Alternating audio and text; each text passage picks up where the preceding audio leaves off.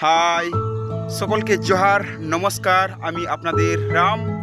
ভারতবর্ষেতে বাস করতে গেলে বা থাকতে গেলে সত্যিকারে আমাদের জীবনে নিজেকে নিজে সাপোর্ট করা উচিত বা নিজের জন্য নিজেকে তালি বাজা উচিত। কেননা এখনকার দিনে কেউ তোমার জন্য তালি বাজাবে না যে তুমি পেরেছো। তাই নিজেকে নিজে সাপোর্ট করো এবং সামনে এগিয়ে চলো এবং লড়াই করতে থাকো এখনকার দিনে। এবং লড়াইটা অনেক গুরুত্বপূর্ণ। তোমার পাশে এক বন্ধু আছে, সে তোমার সাথে লড়াই করছে কিন্তু জানো না তুমি